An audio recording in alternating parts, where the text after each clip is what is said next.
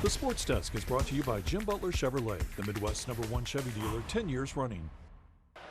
As the Blues snap a 6-game winless streak with a 6-3 win in San Jose. Well, you may have been sleeping, but the Blues started March with quite the win last night in San Jose. And this morning they made another move ahead of the trade deadline. They acquired this guy, Jacob Varna, from Detroit in exchange for prospect Dylan McLaughlin and a 7th-round pick. As for last night, the Note went down 2-0 and then rattled off 6 goals to the Sharks' 1 to win it 6-3. It snapped a 6-game losing skid for the Blues and closed out the pre-trade deadline season. And you can count Coach Berube among those happy about the trade deadline being in the rearview mirror.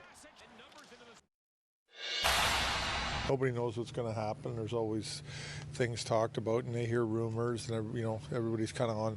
I think players are on edge a little bit.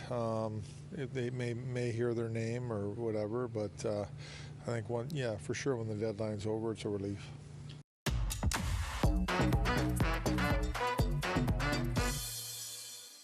The Cardinals, of course, had the NL MVP last season in Paul Goldschmidt, and this guy, Nolan Arenado, finished 3rd.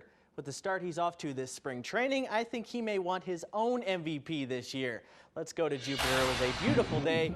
Cards taking on their complex companions, the Marlins.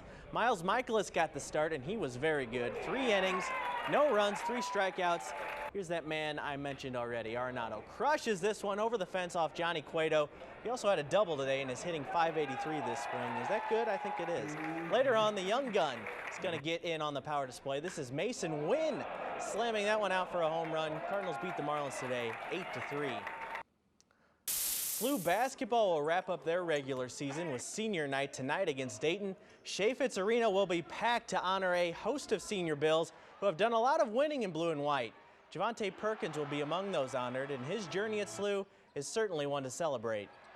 I mean, it's meant a lot, Obviously, my last 4 years here, I got injured on this court, I did a lot of things on this court and in this place, so, no regrets. I mean, I gave it all I had, every game. I did a lot of things on this court, as I mentioned, so, I mean, I have no regrets of how the career went. Let's go to Normal, Illinois State, the Redbird Arena. O'Fallon girls 1 win away from playing for a 4A state title, taking on Hersey today in the semis. All-time leading scorer for the Panthers, Shannon Dow, found Demijah Bolts for 2 to end that first half. Later on, it's Jayla Pelly. Tough finish. O'Fallon wins 77-60. They are playing for a state championship tomorrow. So it's O'Fallon, Mater Dei, and Oakville all playing for championships tomorrow. We'll spotlight them tonight on 5 on Your Sideline, along with Missouri boys districts in action, a City SC preview, and a sit-down with Cardinals outfielder Lars Nootbaar. If you could not tell, it is a packed show tonight. Oh, my goodness, it is. Busy time. Thank you, Corey.